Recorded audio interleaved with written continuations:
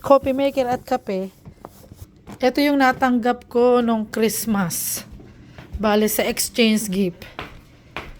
So, itatry na natin ngayon. So, ayan ang ating coffee maker. Doon natin bubuksan, nak. Gagawa tayo ng kape. Marunong ka ba? Nabukas na. Oh, yun. So, buksan natin itong Tim Hortons. So, ayan. Puro kape. Wala tayong coffee maker. So, may nag-gift sa atin. Tamang-tama. Anak, baka maano ka. Be careful. Wala. Op. Anak, ang kamay mo. Yup. Yung kamay mo doon sa dulo. Okay. So, ayan. Magkakape tayo. Bale, ang ginagamit ko lang sa kape ito. Tapos, magtitimpla tayo ng instant lang siya. Ay, pero may ngayon, dito.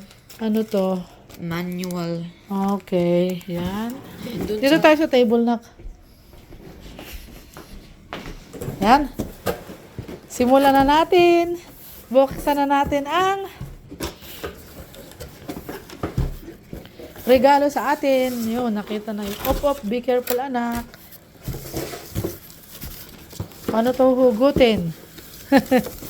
Ano ko? Yan. Shout out, Kuya Resty, sa regalo mo. Like na like ni ka, mama. Magkakape na ako. Yuhuy! So, ayan. Oh, anak, baka be careful, oh. Oh, wow. Oh, wow. Ang ganda-ganda naman ang ating kapehan, anak. Mag-aral ka mabuti dyan, ha, para pag tinimplahan mo ako ng kape. O, di ba, easy na lang. Ilalag. So, yan. Ito yung parang katulad din na sa ating anuhan ng tubig, oh. Pag natatapon dito, ikakatch niya. So, yan. Anong tatak niyan? Ayan, ang tatak natin, mga kamama.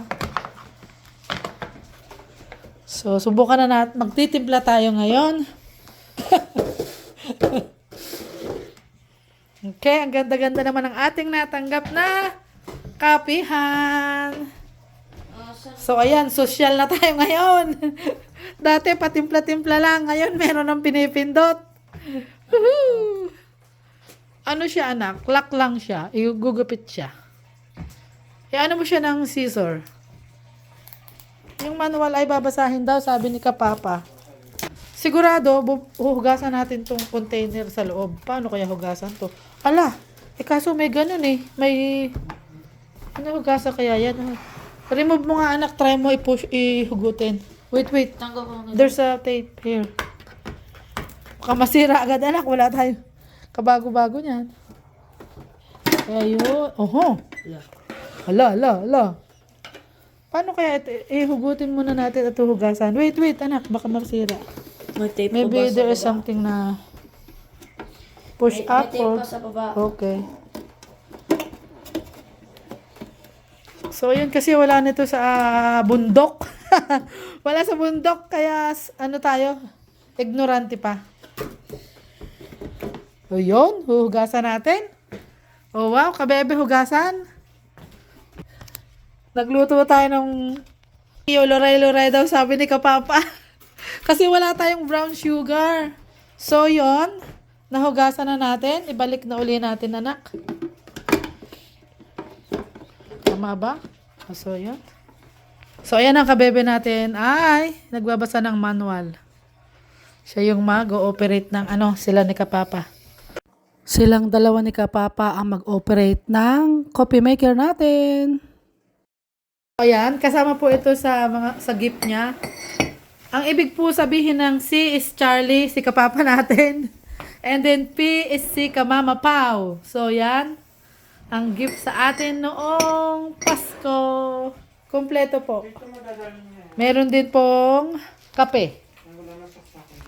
So ayun, wow. Ang mag-ama ko, inaayos ko yung kapihan ni Kamama. Aha. Oha. Galing ng mag-ama. Tingnan mo na dito mag-ama ko. Binuhat natin kung saan natin ilalagay. Hahanap pa tayo ng magandang spot para diyan. Para maganda yung ating kapehan. Yan. Yan. And then yung kape. Anak, bigyan mo si Kapapa ng isang kape. Ayun, kumain siya ng kamoting malambot. Kasi hindi ako nakabili ng sugar na pula. So, yun. Ganun pala yun. Power. Power. Yung, Ha? Yung cup. O, gamitin natin yung P kasi si Kamama ang magkakape. Yan. Makita. Oh, wow. So, alam. tayo, mag-brewing pa yan kasi. Oh, yeah. Magbo-brewing pa daw, sabi ni Kabebe. Binasa niya yung ano. Binasa niya yung tawag doon. Si Kabebe po yung yun. Oh, wow. 10 ounces ito. 8 lang pala nakalagay. Oh, kamote. Kamote ni Kamama ay malambot. Pero matamis. Kaya tayo, wala pang kape. Nililinis muna ni Kapapa yung ano natin bago tayo magtimpla ng kape. Magpatulo lang muna siya ng water, hot water. So mamaya kami maglalagay ng kape para malinis na malinis daw lahat, sabi ni Kapapa. Eto na ang regalo sa atin ng Christmas. Eto yung nakuha natin sa exchange gift. So eto ang nakuha natin sa exchange gift kay Kuya Resty. Mega shoutout Kuya Resty. Thank you sa napakagandang gift mo. Paborito ko to. Hindi na ako bibili ng coffee maker kasi meron na tayo. At meron pang pamag. Dalawa. Pleto kay Kapapa at kay Kamama. Nalinis na ni Kapapa. Yun, ang Kabebe. Tinuturo ang mag-ano ng kape kasi siya yung taga-timpla ko. So, yun. Wow, may naririnig na tayo, Kabebe. Okay, May naririnig na tayo. O, yun, may tumutulo na. Oh, wow. Naku, anak, hindi ka na mag-ano. Ilalagay mo na lang ngayon yung ano. Oh, mukhang ano. Ang bango. Tim Horton na Tim Horton ang amoy.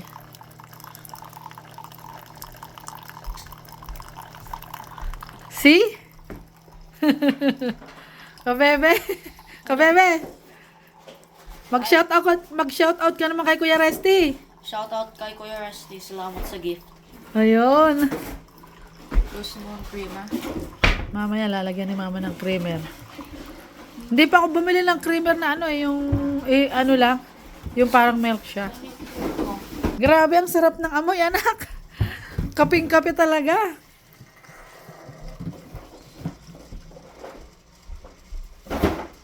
So, ayan. May dalawa na po tayong option. Meron tayong timplahan pang instant at meron na tayo ng coffee maker. Bukas ka? So, ayan. Tinuturoan siya ni Kapapa natin. Yun.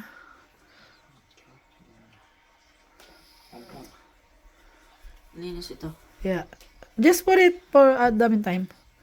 Eh. Ako gusto agad ilinis. Wala pa naman yata tumulo, anak. Pag may tumulo. Uunahin natin yung ating kape kung anong lasa. Unplug natin yung coffee maker. Pero dito lang siya. Para in case na magkakape tayo, pwedeng. Ayan. Ang lasa. Eh, empty. So, ayan, nagtitimpla na po ang ating kabebe. Para kay Kamama. So, ayun yun si kabebe natin. Wow! Katimpla na ng kape. Thank you, anak! Oh, wow! Bango-bango naman with kamote kyo. Tikman nga natin. Wow, ang sarap. Sarap naman ito. Yung kay Kapapa wala pa kasi siya tea ang iniinom niya. Ngayon sa akin kape. So ayan po ang ating merienda. Kape at banana Q. Ay, not banana Q. Kamote Q. Pero si Kapapa ay hindi nagkakape. Tsaa yun sa kanya pero hindi siya nagtimpla. Ako lang ang kakain ngayon. So nagtimpla, ginawan lang nila ako ng kape. So, thank you Lord sa napakasarap na merienda. Kain tayo. Banana yung malambot. Kasi bininyagan ko yung bago nating coffee maker. So, kain tayo.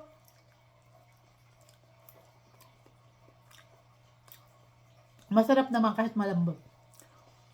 Wala kasi akong sugar na brown. Ang nilagay ko ay white. Naubos yung sugar kong brown.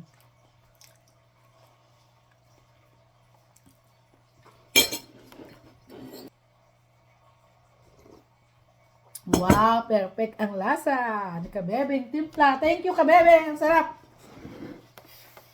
So, ayan po, nabinyagan na natin yung ating coffee maker. Meron na din tayong coffee maker ngayon.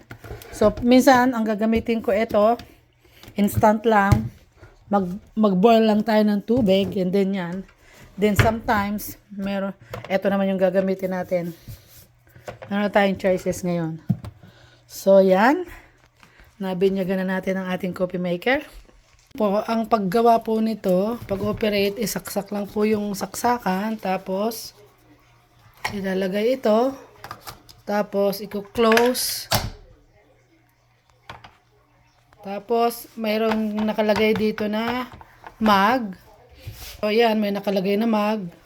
Tapos yan, merong 10, merong 8, merong 6. Yan, mamimili ka. So, lagay natin sa 10, i-press lang natin. Yan. Ano na siya. Ayusin natin to. Maririnig nyo. So, yun. Okay na. Tumutulo na siya, di ba? So, ayan. Napakadali po pala i-operate nito. Ipa-plug in mo lang. Then, maglagay ka ng kape dito. I-close mo. Basta nilagyan mo ito ng tubig. And then, mamili ka lang dyan. Automatic na yan. Mamimili ka lang kung ilang ounce ang pipiliin mo. 6, 8, 10. So, ito is 10 ang laman. Very easy. So, yan po. May kapihan na tayo. Sa sa bundok po. Doon po sa Batangas. Wala po kaming ganito. Yung po ng kape, ilalaga lang yun ng nanay ko sa kasirola. Pero ngayon, nasa Canada na tayo. Meron na tayong coffee maker. Yay! So, ayan. Natapos natin ounce. Ganito po siya karami. So, ayun. Alisin lang natin yung kape. Okay. Then, throw. And then, yun. That's it. Very easy. Thank you for watching mga kamama. Don't forget to like and subscribe. Bye-bye.